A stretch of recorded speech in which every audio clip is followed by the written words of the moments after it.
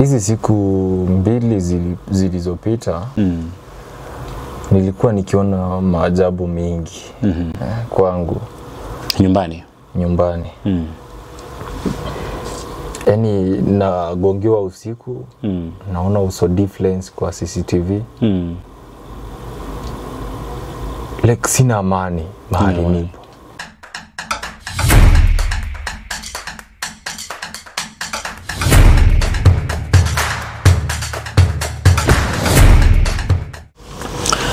Hello guys, I hope mko poa.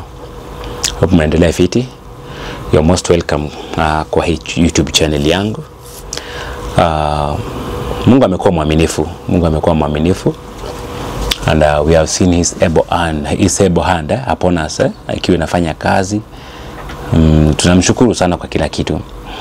And niko hapa na niko na mgeni hii masaa ambaye ningependa tuweze kujadiliana, tujue ni mambo gani ambayo yapo, tujue kama tunaweza saidiana ama itakuwa namna gani. Lakini najua kwamba Mungu ako pamoja nasi, na kwa hivyo tutakuja kupata yale yote ambayo, ama majibu yale yote ambayo tunayahitaji. Najua mnafahamu test ambayo nilikuwa nimeweza kuwekea pale, ambayo ilikuwa ni ya bwana Ibrahim akiwa na bibi yake Magi. Hiyo leo test ilikuwa na huzuni kabisa dakika ya mwisho, kwa sababu hata mimi mwenyewe sikuwa najua kwamba ni kama inaweza fika kipindi kama hicho, lakini ilikuwa ni huzuni kabisa. So after tumewachana pale na bwana Ibrahim akiwa na mke wake, kwa sababu sasa ilifika mahali Ibrahim akakasirika kabisa kwa sababu ya ile mambo ambayo iliweza kutokea pale, na akaweza kuwalk away, akaenda pale nyumbani kwa sababu alikuwa anaelekea nyumbani. Na kutoka hapo mke wake aliweza kumfuata pale, lakini sasa kutoka hapo sikujua ni jambo gani ambalo liliweza kuendelea. Ingawaje nilikuwa nimesema ya kwamba nitaweza kufuatilia, lakini Mungu ni mwema, kwa sababu hata kabla nipange mambo na kwenda kufuatilia, Ibrahim mwenyewe ameweza kufanya nini? Ameweza kujileta hapa. Mimi sikumpatia namba ya simu. Sijui kama ni aliweza kuitoa kwa YouTube ama alitoa wapi, mimi sijui, but atatuambia kwenye aliweza kutoa hiyo namba, ndio akaweza kunifikia katika sehemu hii, kwa sababu mimi wakati alinipigia simu akikuja, mimi sikutaka kumuuliza tulitoa namba yangu wapi, hapana, but atatuambia alitoa wapi namba yangu. Lakini hiyo sio shida. Shida ni ya kwamba ni jambo gani ambalo amekuja nalo anataka kutuelezea. So ningependa, kwa sababu ya muda, mimi sina mambo mengi ambayo nitataka kuizungumza, ila tu kabla tuendelee zaidi, bonyeza hicho kidufe cha kusubscribe pale tunapoendelea kuwatch hii video, na tunapotarajia mengine mengi kutoka kwa Ibrahim hapa. Na vile mnavyoona, sijui kuna jambo ambalo linamsumbua, na naamini ya kwamba solution itakuja kupatikana, kwa sababu hata kama ni wewe mke mwenye mmekaa na yeye kwa ndoa kwa miaka 4, usikia kwamba anapanga njama ya kukuja kukuua, how will you feel? So naamini na najua kwamba itapatikana tunapozidi kuongea mengi pamoja na ndugu yangu Ibrahim hapa. Karibu sana Ibrahim. Karibu sana.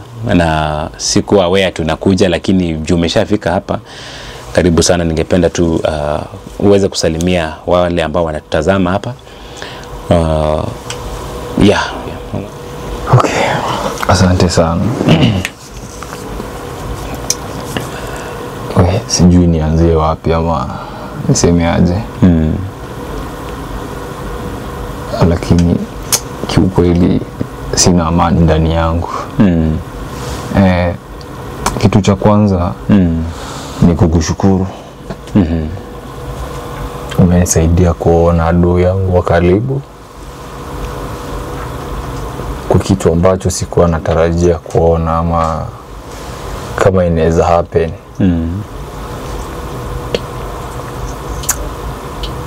Hizi siku mbili zilizopita nilikuwa nikiona maajabu mengi kwangu nyumbani. Yani nagongewa usiku, naona uso difference kwa CCTV. Like sina amani mahali nipo. Kwa sasa like yani unagongewa kwa mlango wako kwa gate pia. Nagongewa kwa gate. Ilifika mahali nikasikia wakigonga kwa mlango, ashapita gate already amekuja kwangu. Kwani waliruka juu ama namna gani? I don't know, sijui. Lakini mara ya kwanza nilisikia watu wakigonga kwa gate. About hiyo story ilikuwa imepitia hapo, nikajua. Sikutaka kuharakisha kwenda kufungua, lakini kijaribu kuona kwa CCTV inanionyesha vile wanakuja. Yani mauso zimevaa mask, hawezi elewa ni wakina nani na ni masaa ya usiku kaa saa 6 ya usiku. Okay. Yani mimi nilikuwa na uoga tu. Sina amani ndani yangu. Na ukiangalia kwa CCTV, unasema hakuna mwenye umejaribu kuangalia kwa uso ukajua? Hakuna mtu najua, hakuna hata umoja. Na hata uso wa mke wako huko hapo, ama kuna vile unaona ya kwamba unaona ni mwanamke, hakuna kitu kama hiyo? Hakuna kitu kama hiyo because wenye walikuwa wakikuja wanavaa walikuwa wanavaa nguo zeusi kutoka chini mpaka juu, wamevalia mask, so hauwezi elewa. Hauwezi elewa hata kidogo. Yani ni black. Juzi sasa ndio ilikuwa jana usiku ndio ilikuja wakanigongea mlango, nikalilisha alarm. Ndio wakaona kukimbia. Ile alarm inalianga. Ukaifungulia. Ndio wakaona kukimbia. Sasa mimi leo nikajaribu kusearch, Mungu akanisaidia, nikaona namba yako hapo YouTube. Ndio nikakupigia, kukwambia tunataka kuonana. Okay. Kusema ukweli sina amani. Nataka unisaidie. You mean the last 2 days ni kama huyo mwanamke alikuwa serious na chenye alikuwa anamaanisha? Acha nikwambie mimi siamini. Because huyo demu mwezi wa pili hapo. Huu mwaka si ndio? Huu mwaka mwezi wa pili. Nilimpeleka nyumbani. Kwao ama kwetu. Mwaya mlienda mpaka Rwanda? Mpaka kwetu. Nikamlipia ndege tukaenda. Nikamuonyesha wazazi nini tunapanga nini. Sasa hii wazazi wanajua tuko na mke ambaye anatarajia kufanya harusi na yeye. Hebu imagine bro, udemu nilikuwa namfanyia kila kitu. Hakuna kitu alikuwa anakosa kwangu.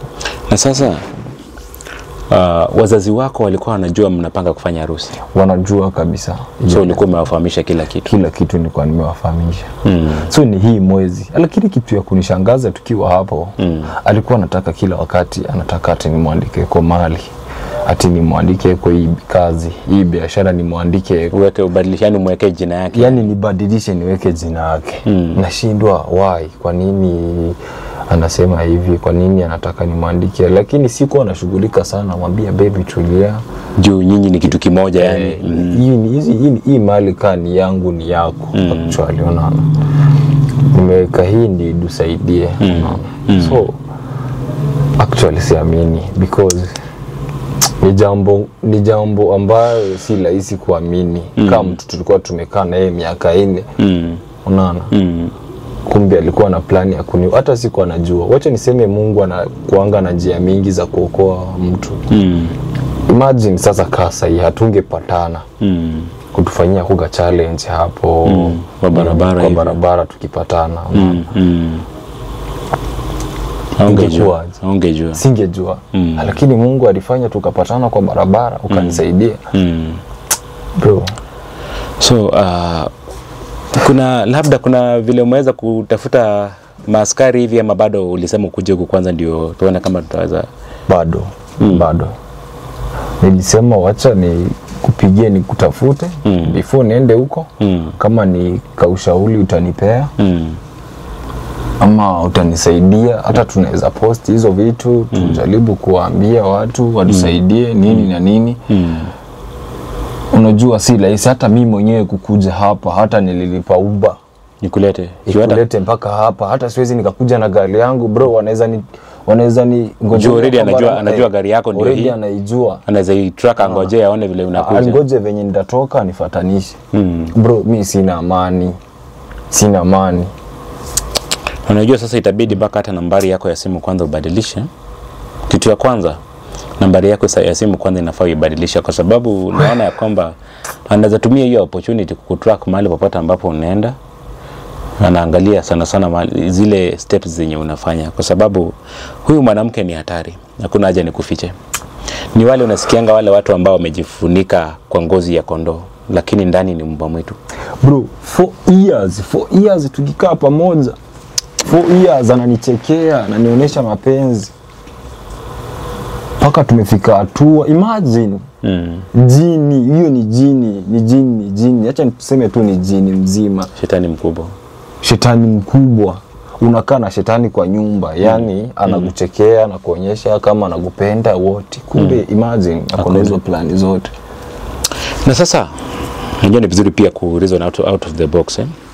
Huyu Magi, kampani yake, wale watu ambao wamekuwa kitembea nao karibu, umekuwa ukiwaona namna gani? Ama huku nyumbani kuna watu ambao wamekuwa kikutembelea hivi, ukiangalia ukaona labda wewe ni marafiki zake hivi? Actually, mimi si mtu napenda kuwa nyumbani sana, na penda kuwa niko huko shughuli zangu, mimi si shughulikangi na ati okay, wanakujanga sometimes watu kumsalimia, napata kuna marafiki zake, but sinanga shughuli sana. Sijuani na marafiki wake wengi sana. Labda nikuje nipatane na mtu wako hapo, nimsalimia, naambie huyu baby, huyu ni nani, huyu hivyo. Yani sinanga hiyo shughuli. Okay. Unaona? So uwezi ukaelewa labda huyu ni sijui uwezi ukaelewa because ni mke wako. Kama ni marafiki zake wamekuja kwako kumsalimia, iko better, si mbaya. Kwa sababu ukiangalia kwanza hizo message wakati nilikuwa nazisoma pale, kwanza kuna huyu jamaa ambaye tulikuwa tumesoma message yake hapa, anaitwa Kevin. Nasikia kwanza anasema kwanza apewa 100,000 kwanza. Walilipishana 200,000. Imagine 200,000 ifanye uwe mtu. 200,000. Ukuje umalizwe bro. So ni kitu ambayo ilikuwa in plan na ilikuwa ifanyike haraka sana.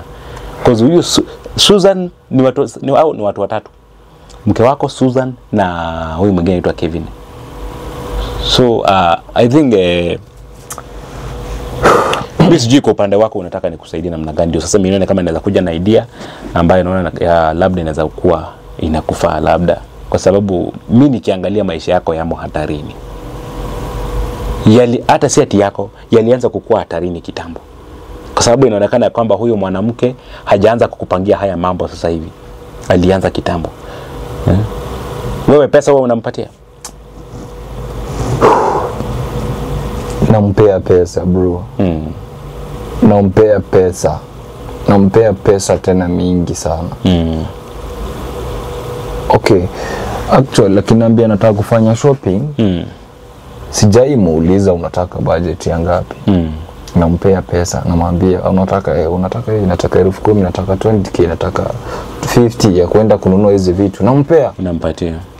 Najua niko na bibi, niko na bibi ambayo tunaelekea.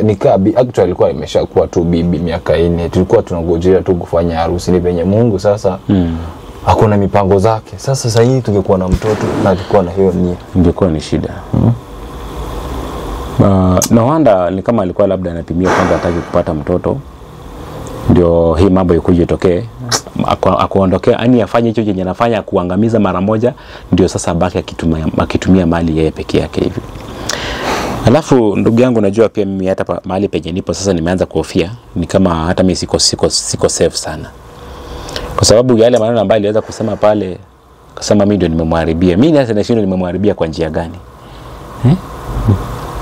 But naamini kama mambo itakuwa sawa. So ile kitu ambayo ningependa kukuambia, kwa sababu ni vizuri kukupatia ushauri mahali ambapo tumefika. Jambo la kwanza, inafaa tuweze kuripoti hii maneno kwa polisi. Kama haujaripoti kwa kituo chochote cha polisi, kitu ya kwanza kufanya turipoti hii maneno kwa kituo cha polisi, uchukue ubii. Ukishachukua ubi, I think it will be good upewe security. Hiyo ndio kitu ambayo inafaa. Okay. Haya, kwako security man, kuna vile wameweza kunaona kama ni kama kuna communication pamoja na wao, ama kuna sehemu ambayo labda wanarukia wanaingia?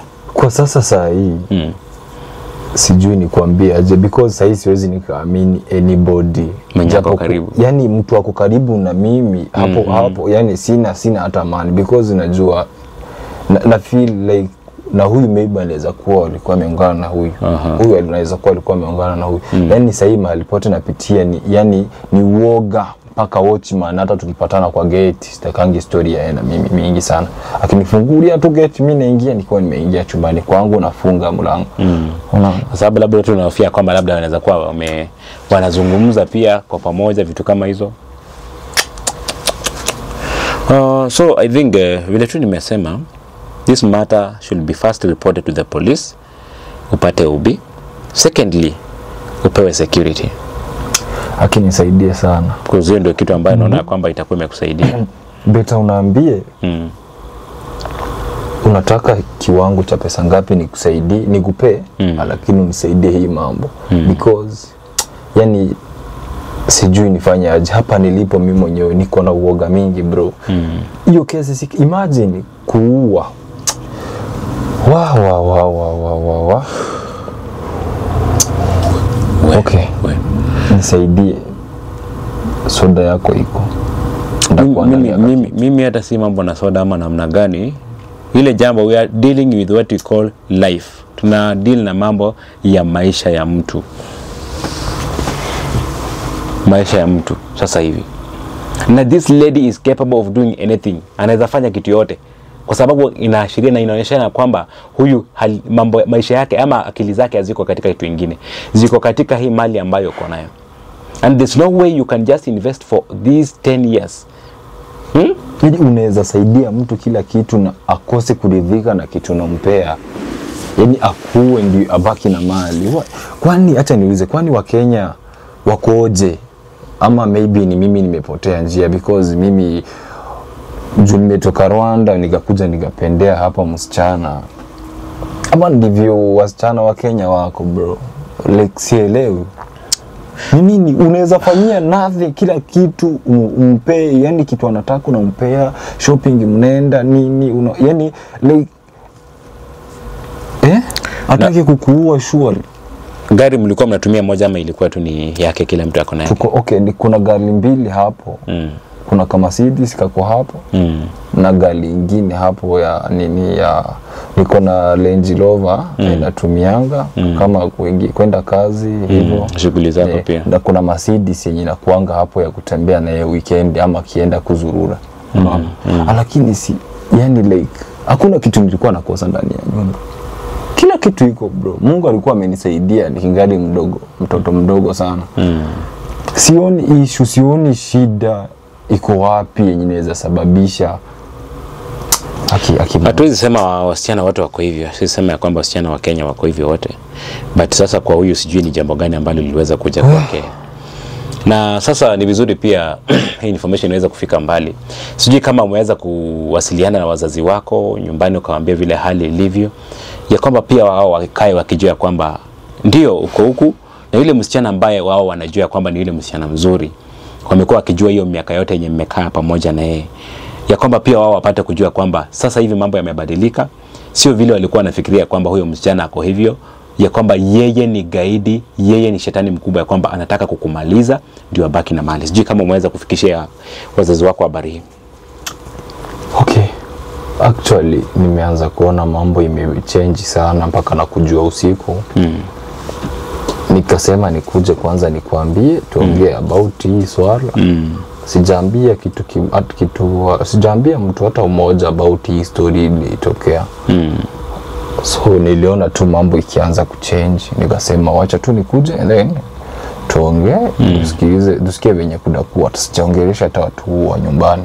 Juu nimeanza kuona action sana juzi usiku na jana. Sasa ndio nikasema kwanza wacha nikuje nikujulishe ndio tujue vile tutafanya, and then anze sasa kutafuta wazazi niwaambie venye kuko, ndio at least wajue sasa ni nini naendelelea. Okay. Yeah. So I think what we should do,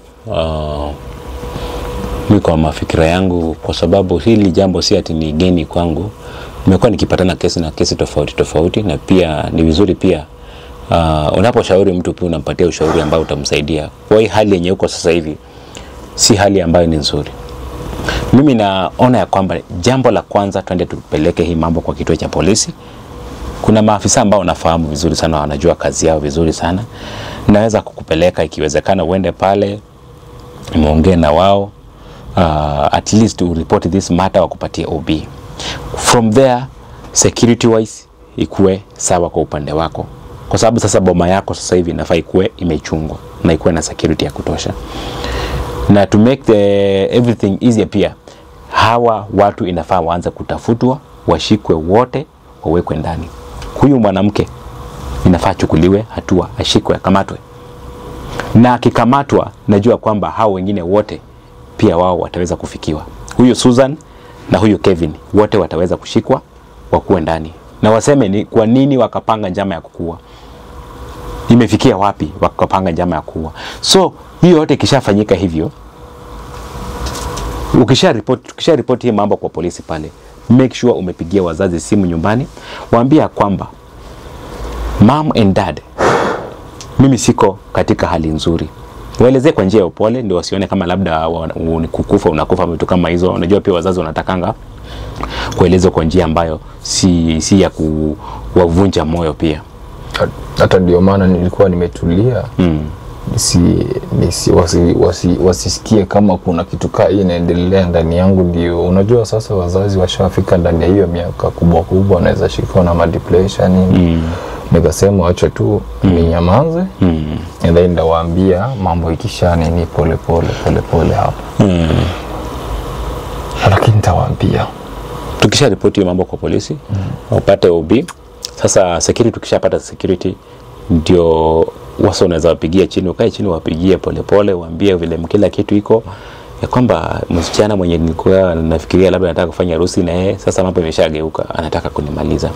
Ndio wakuwe na habari pia wao ya kwamba hali jinsi ilivyo katika huku Nairobi, wakiwa kule Rwanda, wajua kwamba mwanao penye yako ndio mambo yake iko hivi, lakini pia security ameshapata. Itakuwa ni vizuri sana. Na I will make sure I push this matter kwa jinsi ambayo nitaweza mimi mwenyewe. Nikutafutie wale watu ambao watadili na hii maneno kwa njia ambayo inafaa. Kwa sababu hata mimi mwenyewe nikiangalia, si ati wewe ni mtu mzee, wewe bado miaka bado ni chini. Na siwezi taka hali yako ikuwe ya kuharibiwa katika hiyo umri, na mimi labda niko hapa na labda niko na ile ujasiri wa kuweza kukusaidia kwa njia moja au nyingine pale. Mimi nasema pesa sio kila kitu, lakini jambo la kwanza muhimu ni ya kwamba maisha yako ndio kitu cha muhimu zaidi katika hii maisha. Ndio sasa mengine yote itakuja kufuata baadaye. So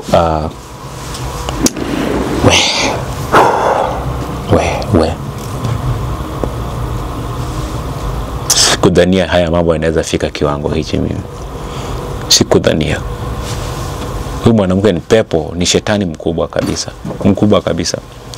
Sasa ningependa tu bro, tafadhali what you do saizi, chenye unafanya, kuwa makini. Wenye wanakuja karibu na wewe, kuwa makini. Sasa mambo na company, put it off. Weka kando kwanza. You never know huyu mwenye mnatembea naye ni nani. Mwenye amekuja karibu na wewe ni nani. Isikuwe kwamba labda huyu amekuja karibu na wewe kukuchunguza, alafu akuja kuitanie, amwambia kwamba uko mahali fulani mko naye, ukakuja kukidnapiwa katika hiyo sehemu na ukaenda kuuliwa kule mbele. So itabidi the moment tumetoka hapa, mimi hata sitataka uende nyumbani kwanza. Kama nataka tutoke twende naye. Hata siwezi nikataka kwenda nyumbani sasa. Siwezi nikataka kwenda nyumbani because unaona masaa mahali yamefika, na siwezi nikataka kwenda nyumbani. And maybe nichukue accommodation ama tujue venye tutafanya because sina amani ndani yangu, sina amani kidogo. Tutaenda mambo na accommodation. Tutatoka hapa tuende mpaka kituo cha polisi. Kuna kituo cha polisi hapa juu kidogo. hapa karibu na stage, haiko mbali sana. Unaweza kimbia pale, tunachukua taxi hapa chini, tukimbie pale tuweze kuripoti maneno, then from there tunajua ikishafika pale tutakupata security iweze kufikisha kwa nyumba, na ikiwezekana hata kama tutapata ni maaskari wawili wakuwe pamoja na wewe huko nyumbani, kwa sababu ya security wise, security matters. Ndio sasa kutoka hapo siku nyingine inayofuata, kesho ikiwezekana, investigation ianze thoroughly kufanywa. Hawa watu watafutwe. Najua hatuwezi kosa nini zao, mashimo zao. Namba ya mke wako uko nayo? Yeah, niko nayo bado. Aya, kitu kingine, si simu ulibaki nayo? Yeah, simu bado niko nayo. Ulibaki nayo, si ndio? Na sasa vile uko na hiyo simu, itabidi sasa tuanze kutrack zile manamba ndio zitatumika, kwa sababu kuna simu ya mke wako, zile manamba za wale magaidi za Kevin na Susan, hizo namba ndio zitatrakiwa.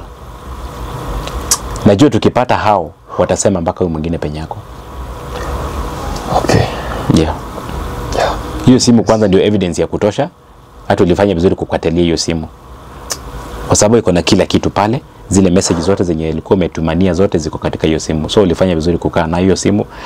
Hivyo tu ndio at least kila kitu ionekane wazi. But naamini ya kwamba brother, kila kitu itakuwa sawa. Kila kitu itakuwa shwari. Okay, Mungu tu anisaidie juu. Mungu tu anisaidie haki. So guys, pia kama uko na any other advice unaweza tutusaidia hapa, kwa sababu right now hata mimi mwenyewe niko hapa na ufia ni kama maisha yangu pia kwa tarini pia, kwa sababu nilisikia vile mwanamke aliweza kuzungumza pale, akaongea mambo yake pale. Sijui ati mimi ndio nimeweza kuwasishia, lakini sasa lazima hivyo ndio ilikuwa imepangwa, lazima ningepatana na Ibrahim na ningeweza kuwasuluhishia mambo yao pia. So mtuombe Mungu aweze kutusaidia katika hii maneno, kwa sababu it's not easy. Bila hata vile nimeona Ibrahim amekuja hapa sasa, hata mimi nimeona ni kama mambo sasa yameanza kukua magumu kabisa. Mambo yameanza kukua magumu kabisa.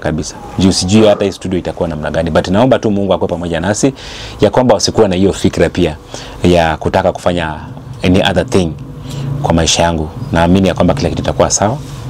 Tuzidi kuombeana hivyo, Mungu atengeneze njia. But naamini ya kwamba pia Abraham mambo itakuwa sawa.